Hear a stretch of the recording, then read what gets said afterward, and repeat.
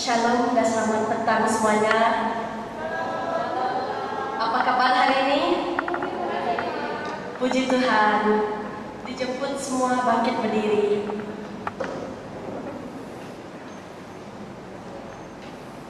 Untuk memulai ibadah kita pada petang ini, marilah kita bersama-sama mengucap doa Bapa kami dan pengakuan iman Rasul.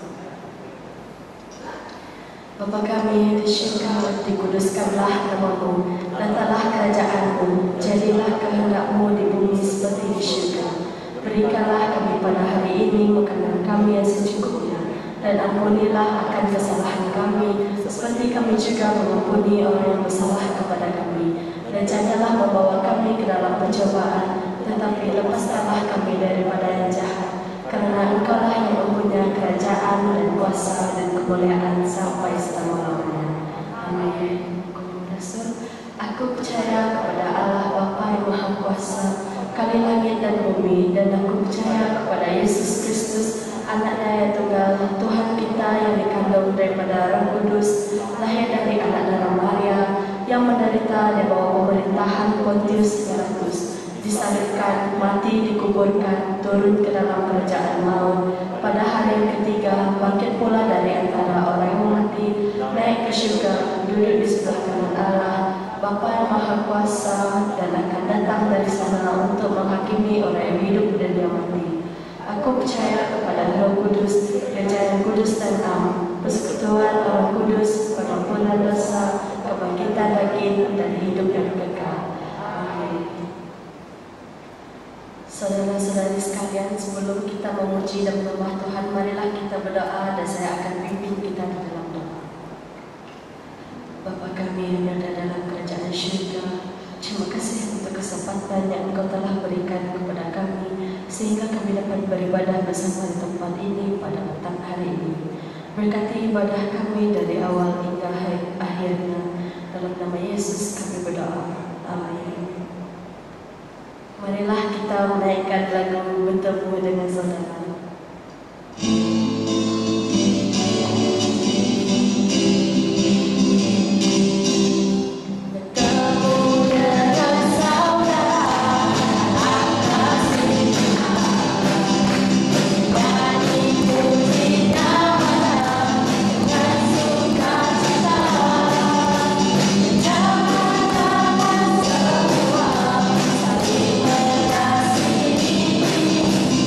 Oh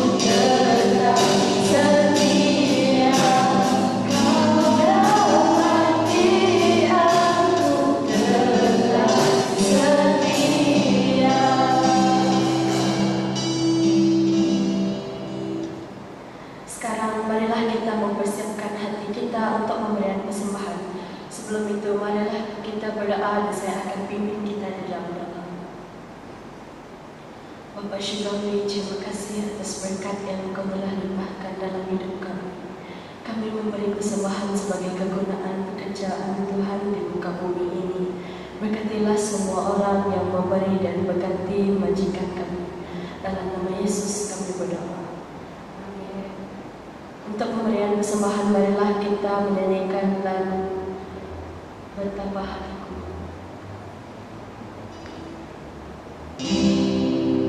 Betapa hatiku Tuhan berterima kasih Yesus, Kau mengasihiku Tuhan, Kau memilikiku.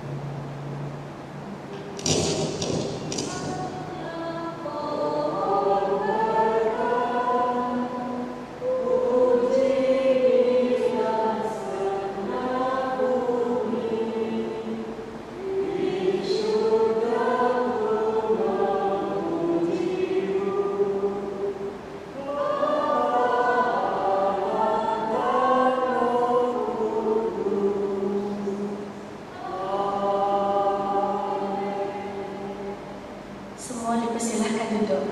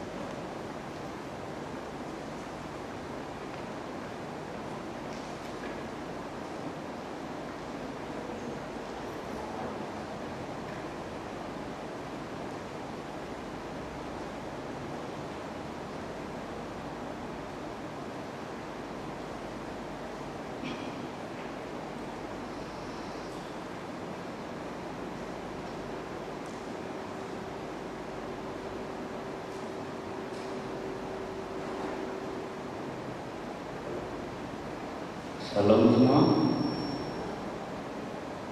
Apa kabar semua sejak hujan sebelum gereja?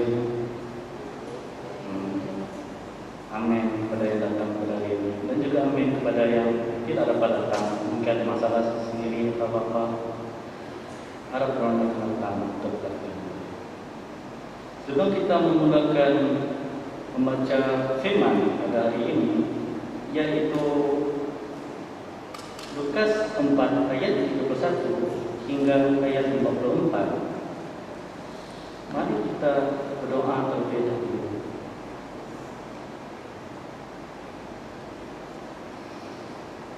Bapa kami yang berada di surga, kami berdoa pada hari ini.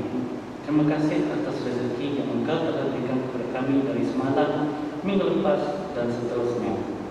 Tuhan, sebentar lagi kami akan membaca firman-Mu dan memahaminya supaya kami boleh beringat apa yang diajar oleh Engkau pada tiap-tiap hari. Dan juga kepada Bapa kita pada hari ini yang akan menerangkan firman-Mu supaya kami lebih faham. Berkatilah dia dengan rezeki dan kesucian dalam dirinya. Berkatilah kami dengan bimbingan Roh Kudus supaya kami dapat merasai kehadiran-Mu dan tidak diganggu oleh perkara yang di luar topik pada hari ini. Dengan nama penyelamat kita, Tuhan Yesus Kristus. Amin. Dan juga Allah Bapa, Maha Esa, Maha Pencipta. Amin.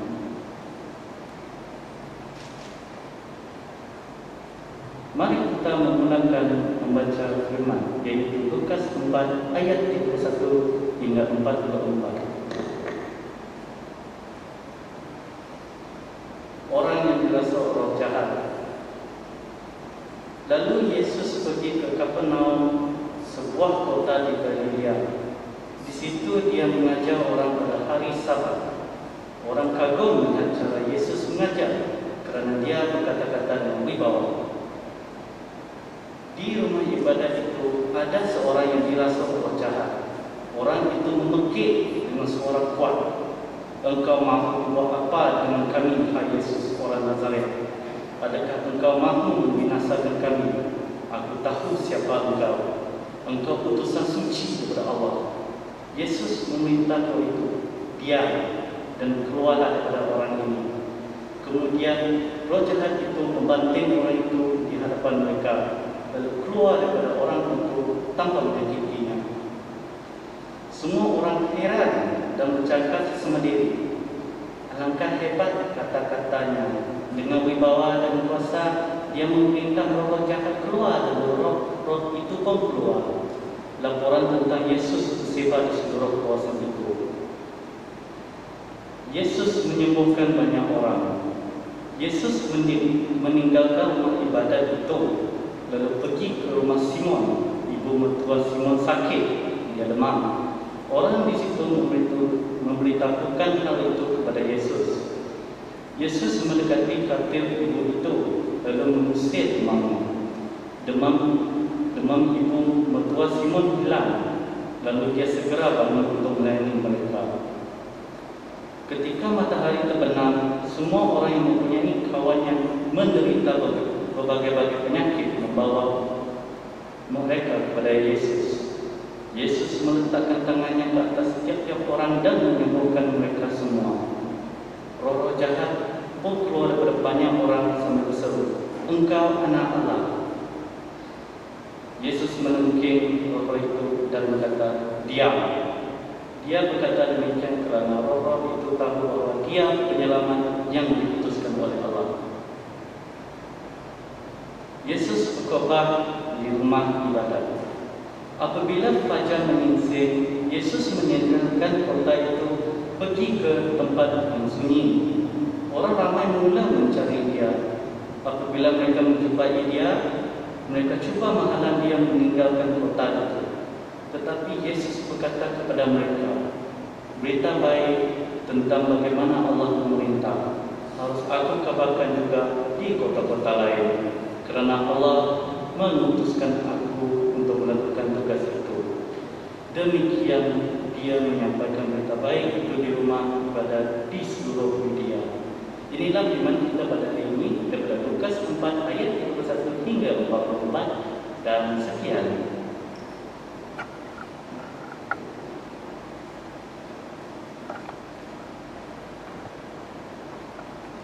Shalom. Mari kita berdoa. Oh Tuhan Bapa kami di syurga, semoga pada petang ini Engkau membuka mata dan jiwa kami, hati kami, supaya kami bukan sahaja mendengar pada firman Engkau, kami juga menerimanya, supaya Roh Kudus membantu kami untuk mengerti dan juga menghayati dan melakukan mengikut kehendak Engkau.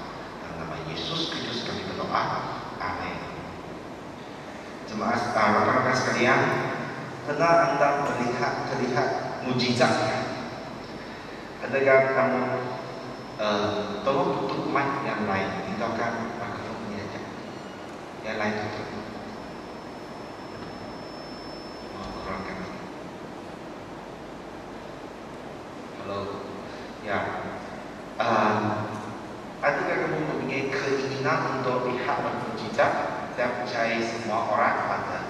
Kalau saya ada mujizat, saya pernah pergi lihat dan menyertai juga.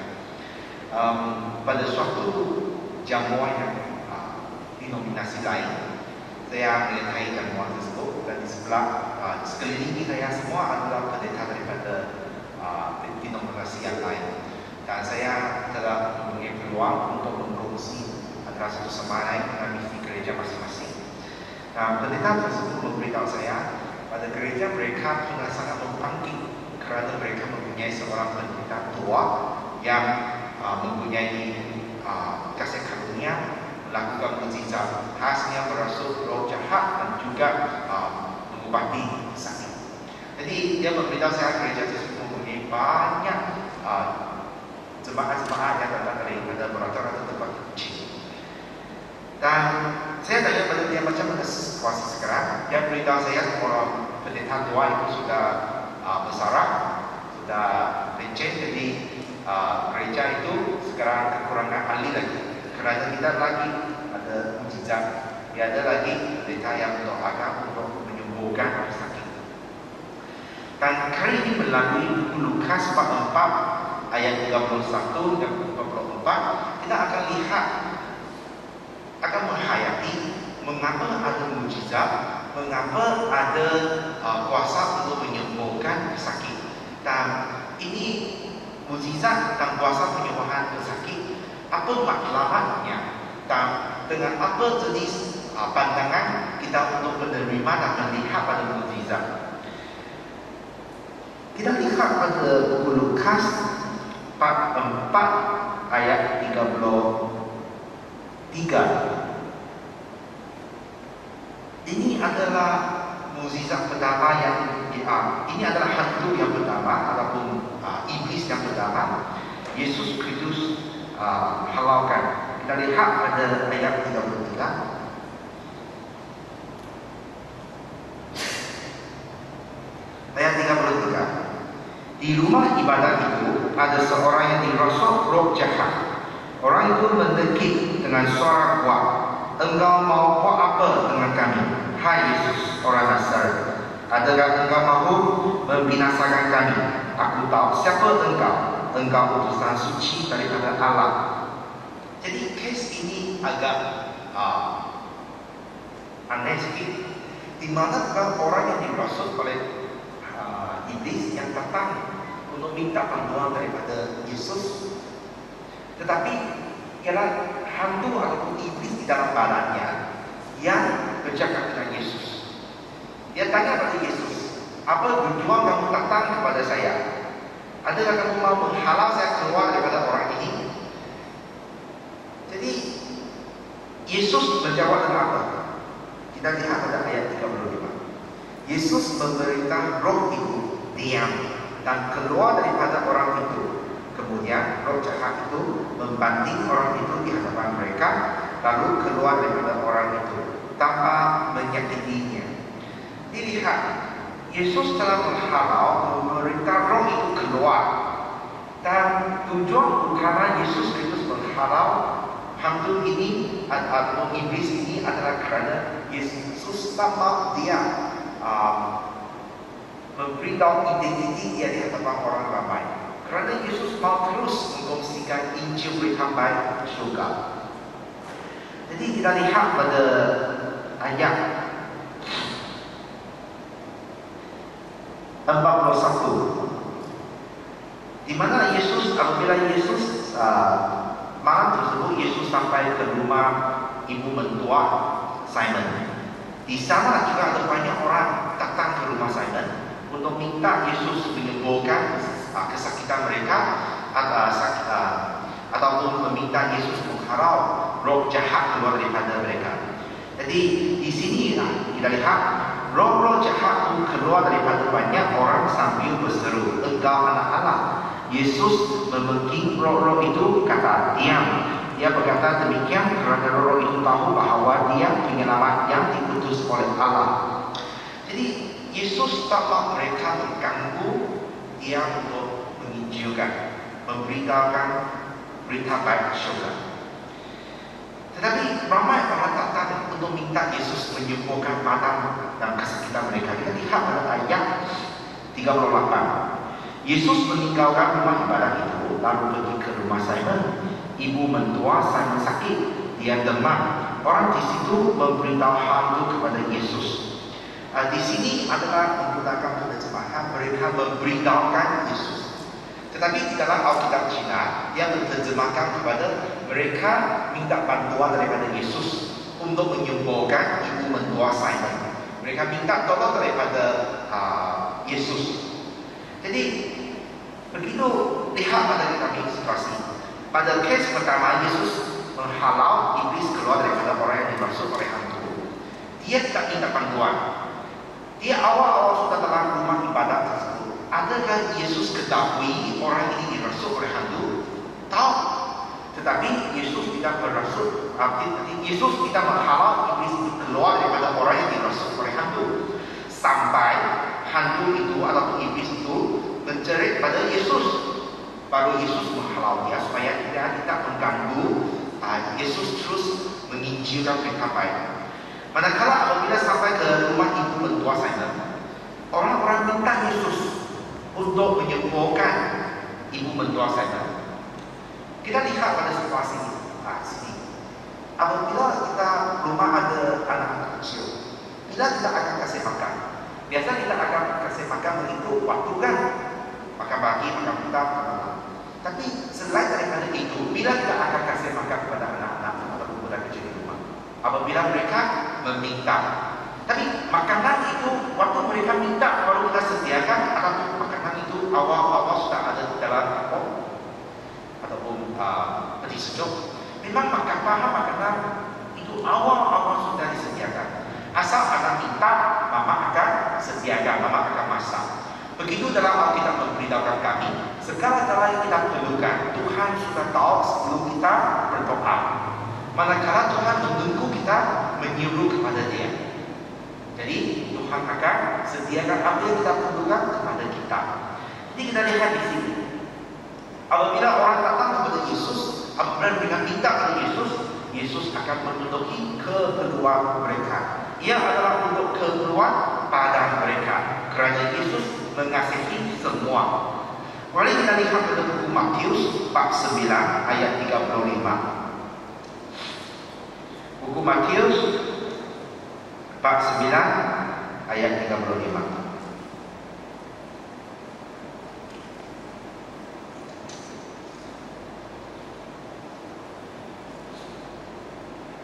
Satu firman Tuhan yang kita kenali sekalian. Ayat 35 berubah Matius bab 9 ayat 35. Demikianlah Yesus pergi dari satu bandar ke bandar dan dari satu pekan ke pekan lain. Dia mengajar di rumah ibadat dan mengabarkan berita baik bahawa Allah akan memerintah. Dia menyembuhkan orang daripada berbagai-bagai penyakit. Mengapa Yesus buat demikian? Apabila dia melihat orang ramai itu, dia mengasihani mereka kerana mereka risau dan tidak berdaya seperti kawanan domba tanpa gembala. Apa yang gembala lakukan kepada domba? Gembala akan sediakan cari dan tempat ada rumput untuk mereka makan. Hilir ataupun sungai yang dapat domba minum air, dan gembala akan memastikan keselamatan semua domba-domba. Kalau ada haiwan liar datang, gembala akan menghalau haiwan liar tersebut. Kalau domba sakit, cedera, gembala akan kasih ubat, akan membalut duka mereka. Jadi gembala akan menjaga domba dia dengan baik-baik. Begitulah hati Yesus Kristus. Apabila dia lihat orang ramai sakit, tak ada makan, dan ada yang dirasuki oleh hantu, hati dia telah tersentuh dan mengasihi mereka. Jadi kita lihat di sini, Yesus membawa dua perkara kepada semua orang. Yang pertama adalah penyembuhan badan. Yang kedua adalah kehidupan yang kekal. Dua perkara ini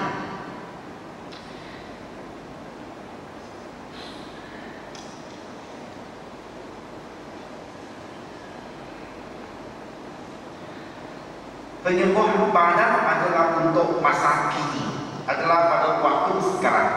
Tetapi kehidupan kekal adalah pada masa depan.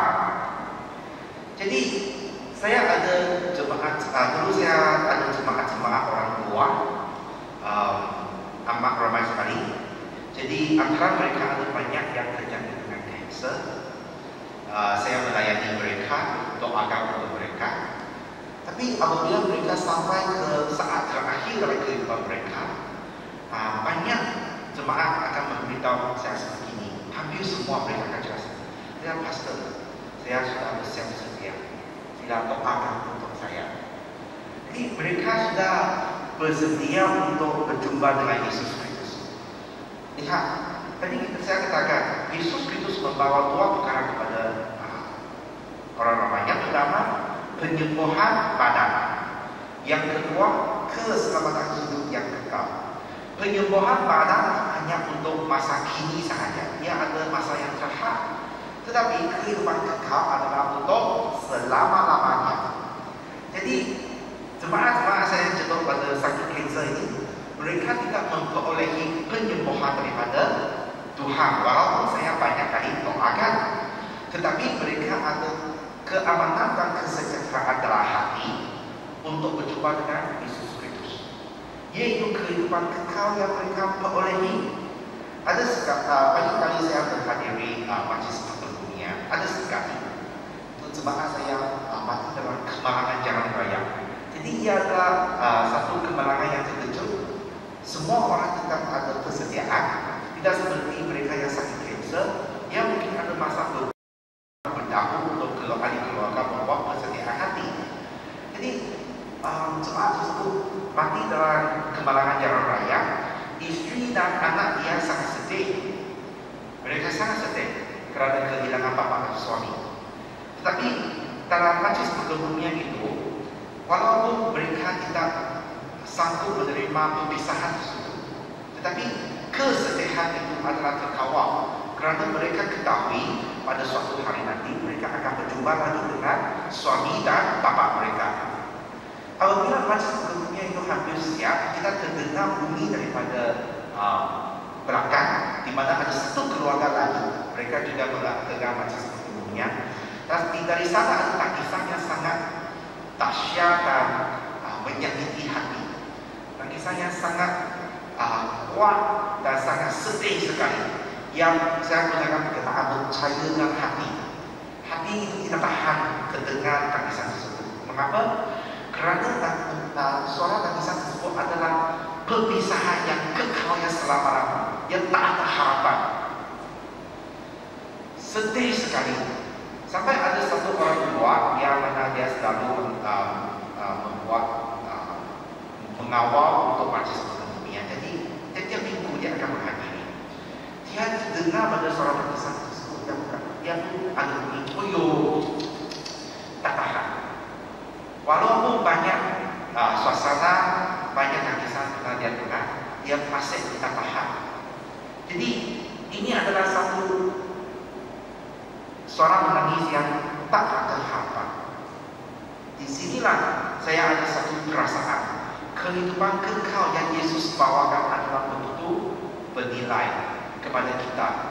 Walaupun penyembuhan badan tidak diperolehi pada waktu tersebut. Saudara-saudara sekalian, kita lihat di sini, apabila Yesus banyak melakukan mukjizat dan menyembuhkan ramai orang, kita lihat ada reaksi mereka. Kita datang kepada ayat Lukas 44 ayat 42. Apabila fasa menyingsing, Yesus meninggalkan kota itu lalu pergi ke tempat yang sunyi. Orang ramai mula mencari dia. Apabila mereka menjumpai dia, mereka cuba menghalang dia meninggalkan kota itu. Mereka tak mau Yesus meninggalkan mereka. Untuk apa? Untuk mukjizat ini? Untuk penyembuhan badangan? Ataupun untuk kehidupan yang kekal, untuk Injil daripada berita baik? Untuk apa? Kalau katakanlah kita coba bayangkan, kalau ada seorang pendeta yang datang ke gereja ini, dia boleh melakukan mukjizat, dia boleh menyembuhkan banyak sakit. Ramai orang datang dari berata kunci datang ke gereja kita untuk menyembah dan memuji Tuhan, beribadah di sini. Kita mungkin bukan satu sesi ibadat, kita mungkin ada 2, 3, 4 atau 5 sesi satu minggu pada hari Ahad. Tetapi pendeta ini telah diarah untuk pergi ke gereja yang lain, pergi ke gereja di sini. Apa perasaan kamu? Kamu sudi pendeta ini meninggalkan gereja ini? Kalau tidak, mengapa tidak? Kerana dia boleh melakukan mukjizat, atau dia membawakan Injil berita baik kepada kita. Kita mahu terus dengar kepada Injil berita yang dia bawa kepada kita. Mana satu? Di dalam Lukas 44 ayat 31 hingga ke ayat 24, orang ini kita mahu Yesus meninggalkan mereka, lebih cenderung kepada apa? Kerana Yesus melakukan mukjizat di antara mereka, kerana Yesus menyembuhkan banyak sakit di antara mereka, bukan kerana kehidupan kekal dari Injil berita baik yang Yesus bawa kepada mereka. Rakan-rakan sekalian, inilah situasi kita pada hari ini. Kita harap kita ada mukjizat juga, kita harap ada penyembuhan badan juga. Tetapi apa yang mengerti kepada kita? Mari kita lihat pada gambar raja di atas. Ini adalah satu batu yang mengukir gambar raja seorang missionary di Taiwan. Korang saudara dia berasas daripada England, daripada gereja Presbyterian yang dihantar ke Taiwan untuk bermisi di Taiwan. Dia adalah seorang doktor perubatan. Korang kasih soalan ini untuk kira-kira tutup mikrofon tersebut, tutup mikrofon. Jadi dia telah bermisi di Taiwan selama 40 tahun seorang missionary perubatan untuk membawa perubatan kepada orang tempatan tersebut. Jadi ini adalah kata yang telah disebutkan oleh dia. Apa yang dia katakan?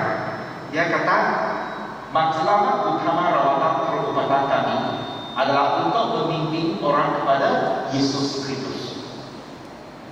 Apa yang mereka bermisi di Taiwan, membawa penyembuhan badan, adalah untuk membawa mereka kepada Yesus. Bagaimana? Kita lihat pada ayat kedua. Meringankan kesakitan orang dan membawa mereka tenggelam dalam cinta Injil. Melalui kasih yang mereka sampaikan melalui perubatan, mereka boleh merasai kasih sayang Yesus Kristus dan membawa mereka merasai cinta Injil. Mereka boleh melakukan satu perkara yang sangat menyentuh hati orang Taiwan dan juga menyentuh hati saya, di mana dalam waktu mereka menjalankan misi, ada seorang budak yang berumur 12 tahun. Dia cedera teruk. Saya lupa sudah mana satu bahagian dia cedera, tapi sangat teruk. Sampai perubatan tersebut kita dapat mengobati dia kerana luka itu sudah menjadi sangat besar. Dan kulit itu kita dapat ditumpuk. Jadi pada waktu tersebut, isteri kepada missionary ini, missionary Dr.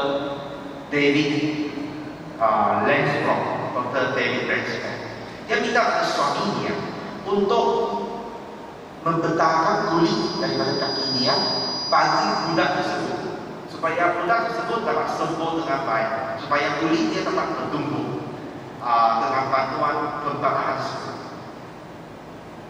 Adakah kita mempunyai kasih seperti ini? boleh potong kulit sendiri untuk jemaah kita. Saya kecil pada diri sendiri, saya takut sakit. Tetapi keberanian missionary, isteri kepada missionary David Rexbrook telah menunjukkan penuh kasih sayang dan kasih mereka terhadap jemaah-jemaah yang mereka melayani. Kalau saya David Rexbrook, sudikah saya memotong kulit istri saya untuk budak? Kita tak ada hubungan perkarahan. Tetapi kasih saya daripada Yesus Kristus menyentuh pasangan suami istri ini, berbuat sedemikian supaya anak-anak ini dapati selamatkan. Dengan kasih karunia Tuhan, anak ini telah mengalami mukjizat dan sembuh sendiri. Sebenarnya pembedahan tersebut tidak berjaya. Kulit telah dipotong, tetapi kulit tersebut kita dapat melekat pada luka anak tersebut. Tapi dengan mukjizat Tuhan, anak ini telah sembuh sendiri. Rakan-rakan sekalian, jemaah sekalian,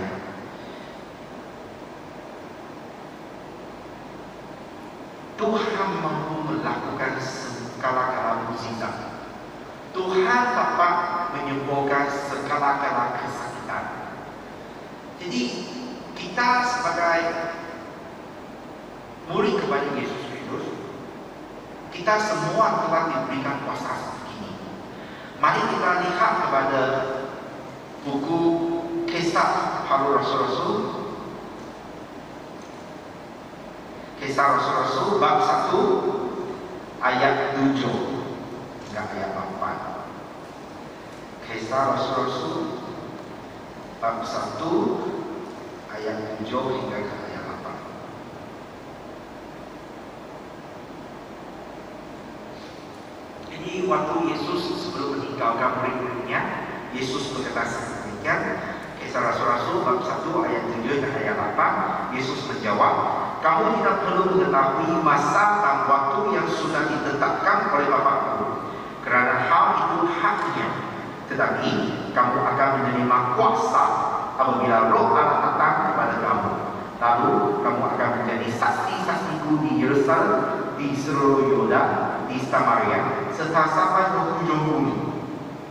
Jadi Tuhan Yesus mau kita menjadi saksi kepada-Nya di seluruh tempat untuk mengkongsi berita baik yang dibawa oleh Yesus. Waktu kita pergi mengkongsikan berita baik, ada kuasa daripada Roh Kudus menyertai kami. Ada kuasa Roh Kudus menyertai kami. Kita lihat pada buku Lukas bab 9, buku Markus bab 16. Buku Markus bab 16.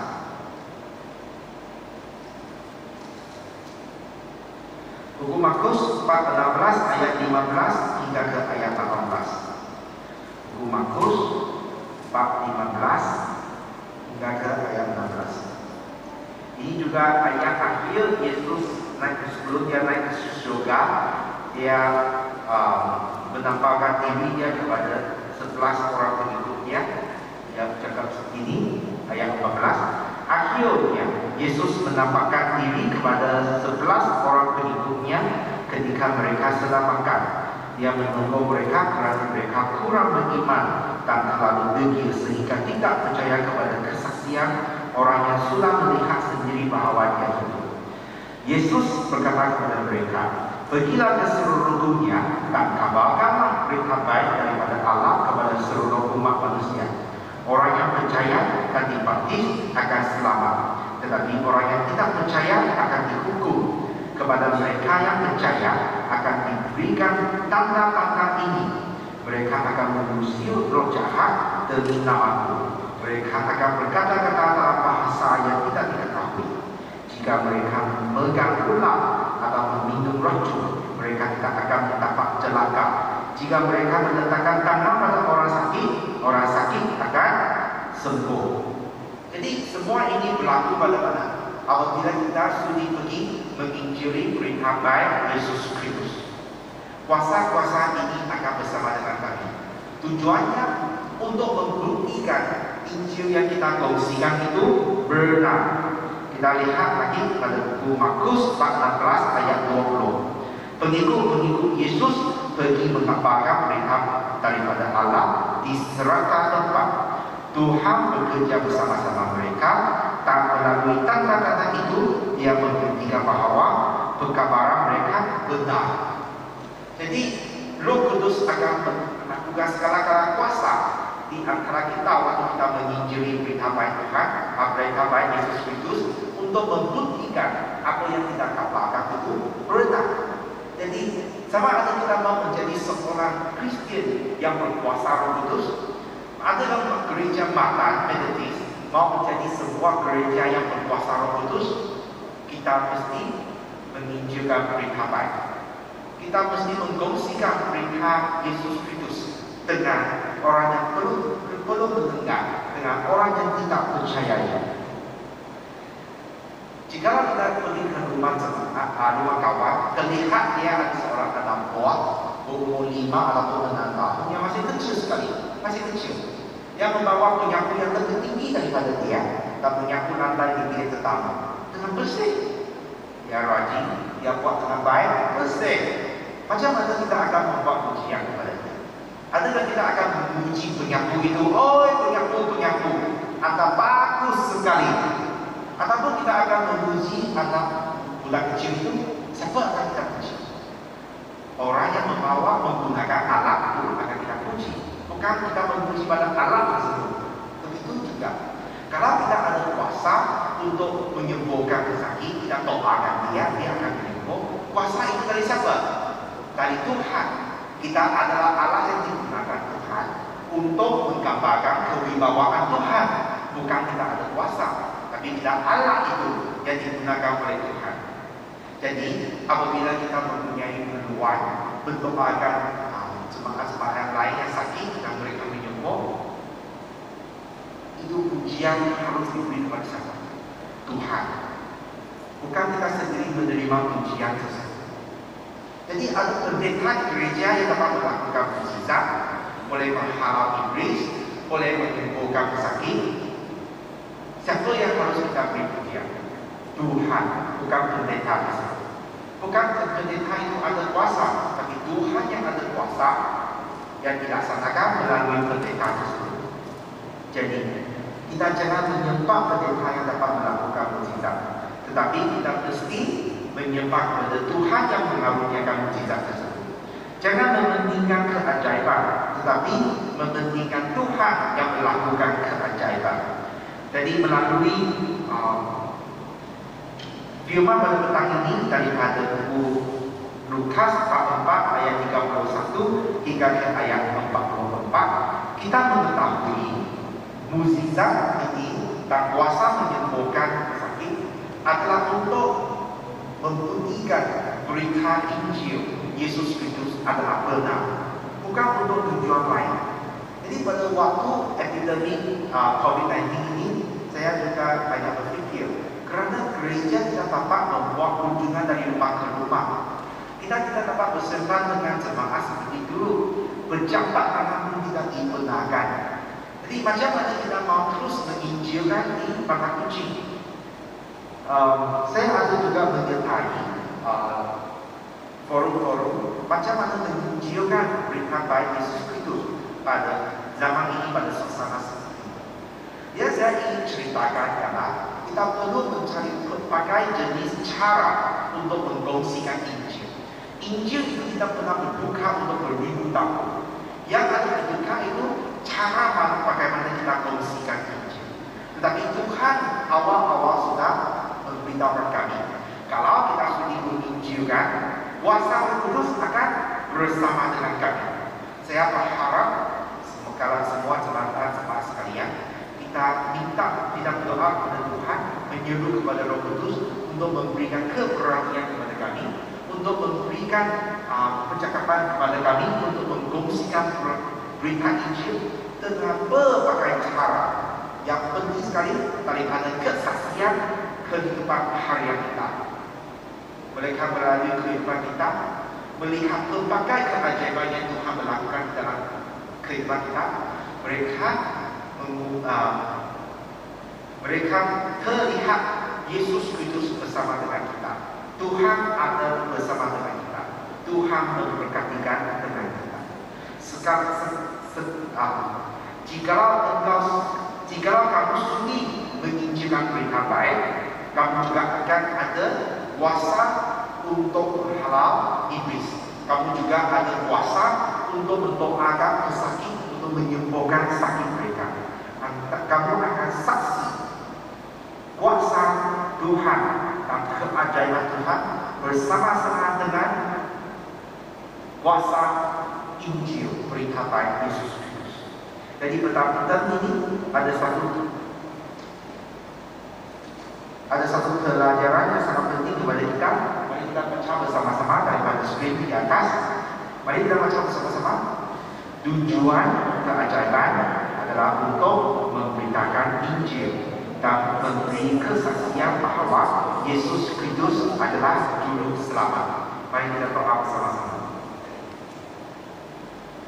Oh Tuhan Bapa kami di surga, kami bersyukur kerana pada umur yang muda awal-awal kita sudah mengenali Yesus Kristus.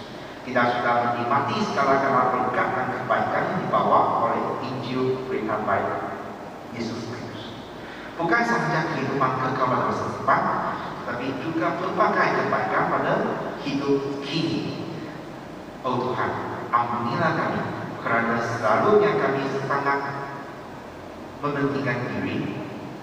Kita sendiri mempunyai keselamatan yang kekal, tetapi kita kongsikan berita baik Injil kepada orang di sekeliling kami. Walaupun mereka dalam tujuan menuju ke neraka, kami tidak pedulikan. Ampunilah kami Tuhan. Semoga Roh Kudus menyentuh hati kami. Kami menyesal dan bertaubat akan kesalahan dan dosa kami.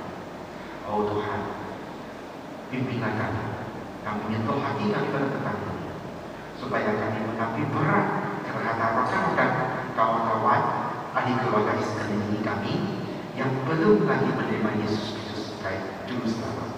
Pada waktu ini, pada waktu sekarang, saya ingin menjemput anda berdoa untuk ahli keluarga ataupun rakan-rakan yang belum mengenali Yesus Kristus, yang belum menerima Yesus Kristus sebagai juru selamat.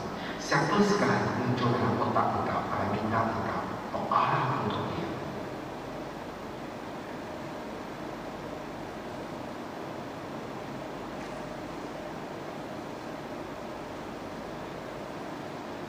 Dan juga doalah untuk diri sendiri supaya kamu mempunyai keberanian dan kepintaran untuk mengkongsikan berita baik dengan dia.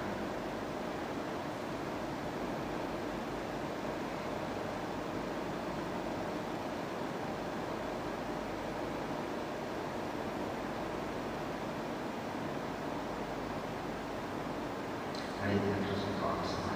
Oh Tuhan, segala doa dan seruan kami Engkau terdengar. Semoga Engkau menjawab kepada doa seruan kami, dan semoga Roh Kudus datang ke dalam kehidupan kami, membimbing kami melakukan segala-gala perkara baik yang Engkau kehendaki kami lakukan di dalam kehidupan kami. Dalam nama Yesus Kristus kami berdoa. Amin.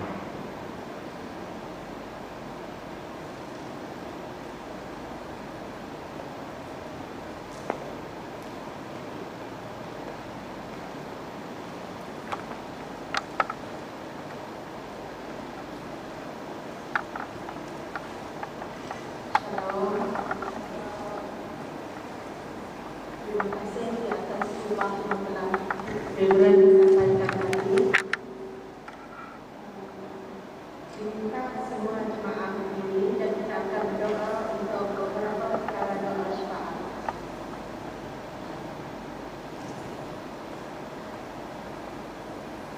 Perkara pertama, berdoa bagi keamanan negara Malaysia dari segi pemerintahan, wabak penyakit yaitu coronavirus, agar perpaduan kaum terus utuh, agar menjadi negara yang maju sehingga dapat mengatasi cabaran dalam negara. Kedua, berdoa bagi gereja di seluruh dunia agar menjadi gereja yang dapat bersatu untuk dapat menghadapi semua halangan dan rintangan. Gereja yang tetap setia kepada Injil dan gereja yang tidak mencari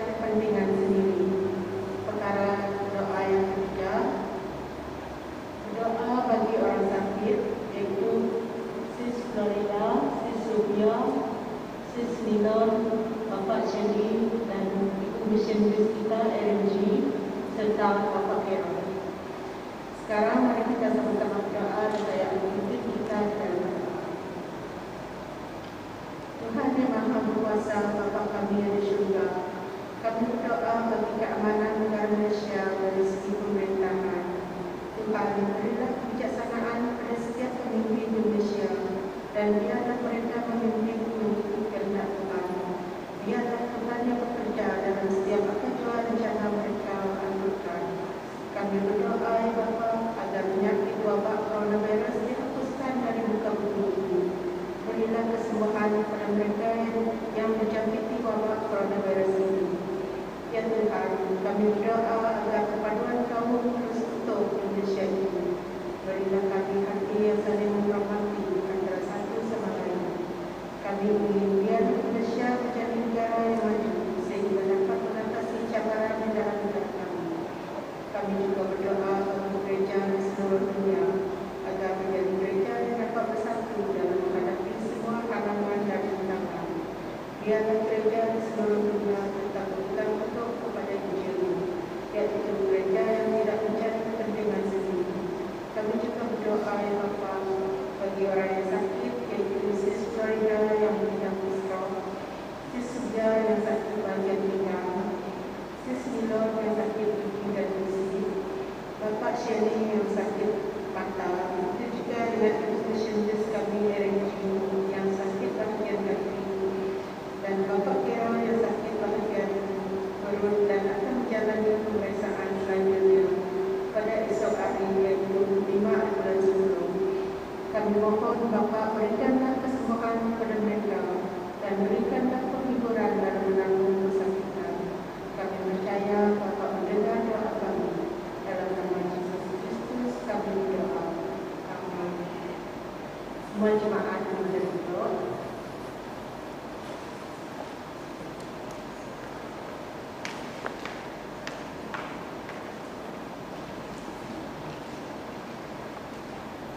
Shalom, kita teruskan dengan berita gereja. Saya ingin mengucapkan selamat datang kepada yang baru datang, yaitu Saudara Ika. Ya, terima kasih. Diharap dapat datang beribadah bersama lagi di kemudian hari ya. Thank you. Oke, kita teruskan dengan jadwal bertugas. Yang memimpin kita di dalam minggu yang akan datang yaitu 11 hari bulan Oktober, pengacara Jonas, pemimpin pujian Vivian tidak ada di sini. Nanti kita sampaikan berita ini kepada dia. Pengkhotbah misionari RNG, pendoa sepaat IPA, pemuzik seperti biasa Christopher, penyanyi lantas Ika Eric, penyambut tetamu Gloria, multimedia Indonesia. Kutipan persembahan pada minggu yang lepas berjumlah 152 ringgit, yaitu 100 untuk persepuluhan, 32 persembahan syukur dan 20 nasi 20 ringgit. Dengan kehadiran jemaat 13 orang. Ya, informasi semasa mulai dari 11 Oktober ini yaitu Ahad yang akan datang, kebaktian kita akan bermula. Kalau dapat kita akan memula tepat jam 2:30 petang ya. Tapi kalau memang harus apalah. Okey, sekian saja berita gereja kita.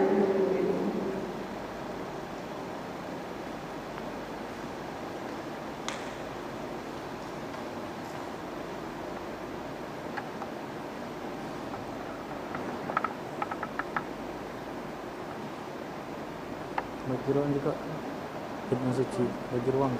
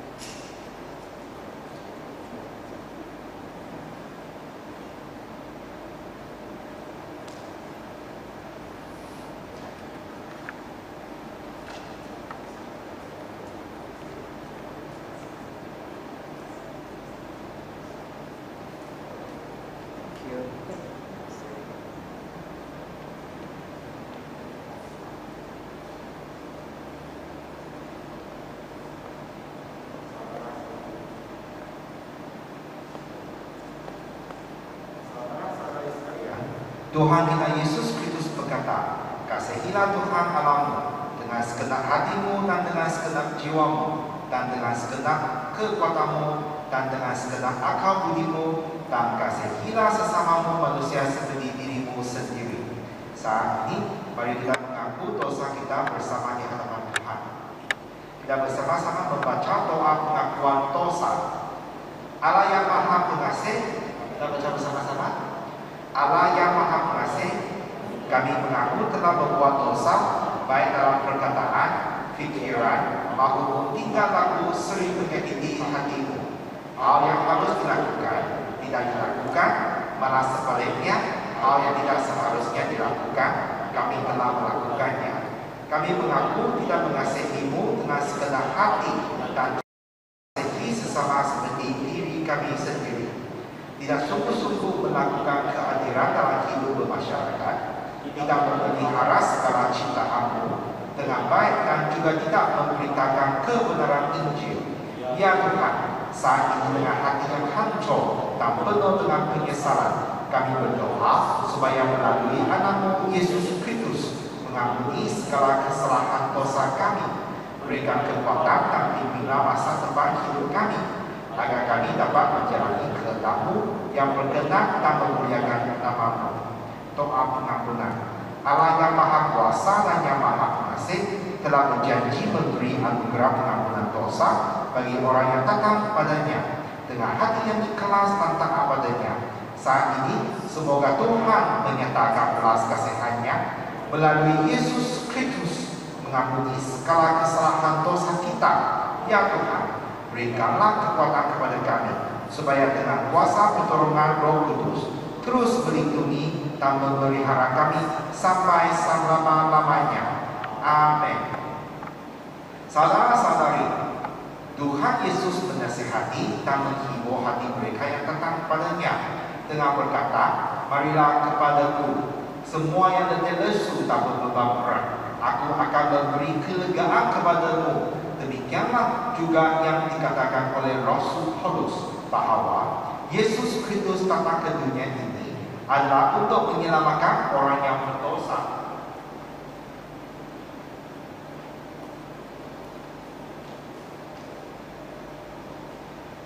Salam sejahtera. Yesus Kristus Tuhan kita berkata, damai sejahtera-Ku Ku tinggalkan bagimu. Damai sejahtera-Ku Ku berikan tidak seperti yang diberikan oleh dunia kepadamu. Semoga damai sejahtera dari Allah beserta dengan kamu sekalian. Hati kamu haruslah berharap kepada Tuhan. Kita haruslah bersyukur kepada Tuhan. Walau di mana pun kami berada, kami mau bersyukur kepada Allah yang Maha Kudus, Maha Tahu, dan Allah yang tidak dapat dibatasi waktu. Semuanya ini adalah seharusnya kami lakukan sebagai suatu tanggung jawab kami kepada Tuhan.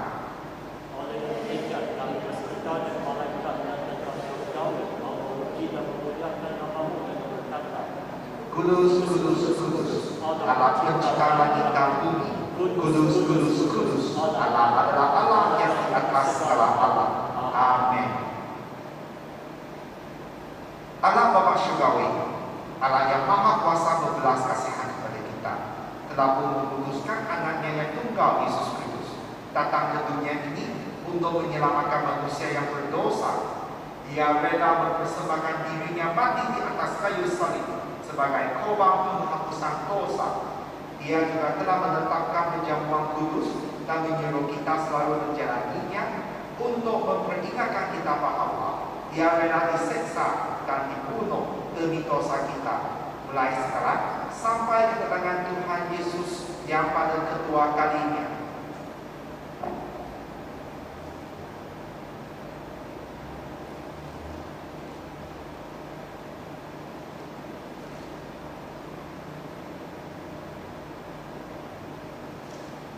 Pada malam Tuhan Yesus diserahkan, Dia mengambil roti dan mengucap syukur, lalu membagikan roti itu kepada murid-muridnya sambil berkata, inilah tubuhku yang diberikan kepada kamu, dan berbuatlah demikian untuk menenangkan aku. Setelah itu, Yesus mengambil sebuah cawan yang berisi wine. Dia mengucap syukur kepada Allah, lalu memberikan cawan itu kepada murid-muridnya, lalu berkata, inilah darahku yang dicurahkan untuk banyak orang, darah yang mengesahkan perjanjian Allah. Berbuatlah demikian untuk menenangkan aku. Oleh itu, kita harus memberitakan rahasia tari keimanan yang diperoleh melaluinya.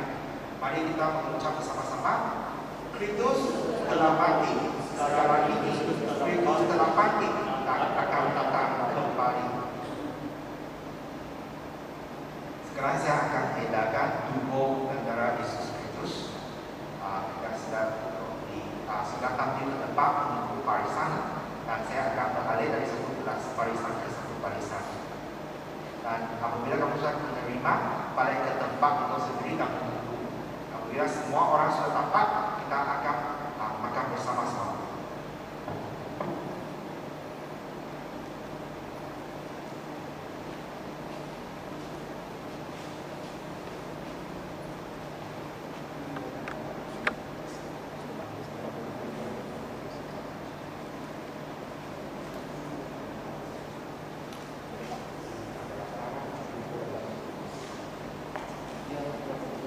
Ini adalah tubuh dan darah Yesus Kristus.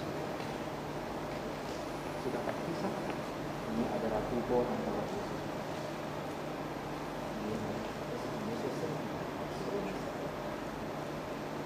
Ini adalah tubuh dan darah Yesus. Ini adalah tubuh dan darah Yesus.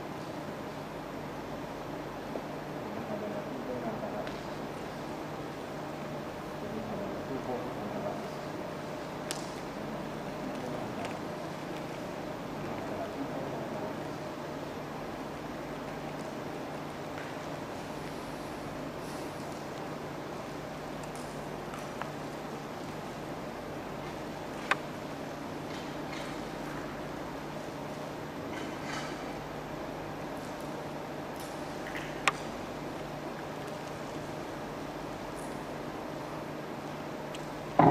Mari kita mengambil tubuh dan darah Yesus Kristus bersama-sama.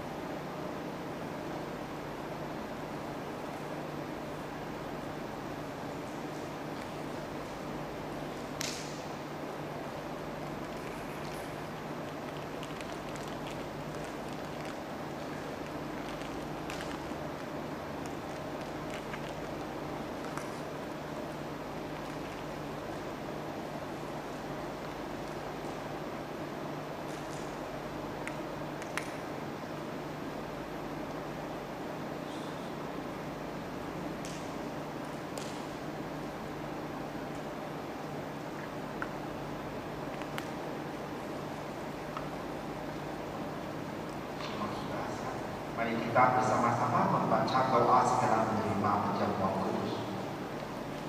Bapa Surgawi, Engkau adalah Allah yang kekal. Engkau telah menyatakan, kita baca bersama-sama doa ini. Bapa Surgawi, Engkau adalah Allah yang kekal. Engkau telah menyatakan belas kasihan, mengampuni dan telah membuktikan kami untuk menjadi bahagia dalam kemenangan-Mu yang hidup. Dengan tercurahnya darah-Mu dan dengan firman-Mu, terus memelihara iman kerohanian kami sekarang. Dalam menjalani kehidupan harian, kami memohon Allah sendiri mencurahkan damai sejahtera kepada kami. Berikanlah juga kepada kami kekuatan dan tekad untuk tetap setia mengasihi, melayani. Semua ini kami minta atas nama Tuhan Yesus Kristus. Amin. Pujian kemuliaan bagi Tuhan. Biarlah segala kemuliaan dikembalikan. Baca bersama-sama. Biarlah segala kemuliaan dikembalikan kepada Allah. Damai sejahtera di bumi diberikan bagi orang yang mengenal padanya. Kami memuji, menyembah dan memuliakan-Mu. Semoga puji, syukur dan kemuliaan diberikan kepada Allah Bapa yang di syurga, Allah yang bertakwa menerima seluruh ciptaannya. Ya Tuhan, Anak Tunggal-Mu Yesus Kristus yang juga anak domba Allah, ampunilah segala kesalahan dosa yang ada di bumi ini dan kasih sembilan kami. Dengarlah dalam seruan doa kami ini, ya Allahku yang ditulis sebelah kanan Allah Bapa. Kristus adalah kudus adanya dan juga satu-satunya Allah kami. Di mana dalam Kristus dan Roh Kudus adalah sekarang adanya. Amin. Mari kita pagi berdiri dan menerima perkataan dari Tuhan.